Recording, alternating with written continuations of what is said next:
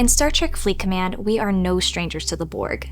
We have officers, the ex-Borg faction, and many Borg enemies scattered across the galaxy, making them a force that we could never forget. However, for the first time in Star Trek Fleet Command history, we have a piece of their technology that was never thought to be attainable. The Borg Cube is now at your disposal, Commanders, and we have all the information you need to get up to speed. The Borg Cube is available to all Commanders Ops level 28 and above. The blueprints can be obtained from the free and elite tracks of the Update 60 Battle Pass. Unlike any ship before it, the Borg Cube is meant to grow with you as you progress throughout your Star Trek Fleet Command journey and scales based on the power of your faction ships. Not only is the Borg Cube formidable, it is on par with the power of a faction ship. So, let's take a look at the breakdown at the tier requirements for the Borg Cube.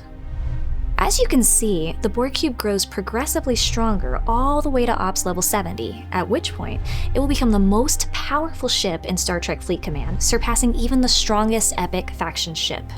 On top of its natural combat prowess, the Borg Cutting Beam is a one-of-a-kind active ship ability that allows you to do damage outside of normal combat. In order to charge the Borg Cutting Beam, hull damage must be dealt in normal combat situations with the Borg Cube. Once charged, you may select the ship you wish to fire upon from anywhere in the same system and select the Borg Cutting Beam icon in the enemy pop-up. One thing to note about the Borg Cutting Beam: it cannot be used on armadas, stations, or Alliance starbases. In addition, the Borg Cutting Beam will have diminishing returns on its damage when attacking a target higher than your player level. The Borg Cutting Beam is also unique in that it bypasses all defenses and does direct hull damage. Current officers in Star Trek Fleet Command and research not found specifically for the Borg Cube will not affect its damage or charge rate. By destroying enemies with the Borg Cutting Beam, commanders will be rewarded with technological distinctiveness.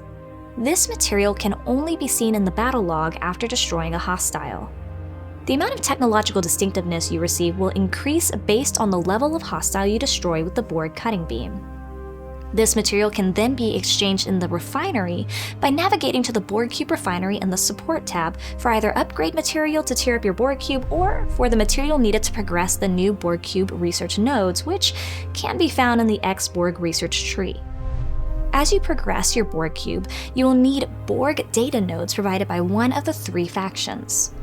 Upon reaching one of the above milestones with your faction ships, commanders will be rewarded with a Borg data node from the corresponding faction, which can be claimed in the Gifts tab. This means that if you so choose, you can acquire and tier up 3 Borg Cubes.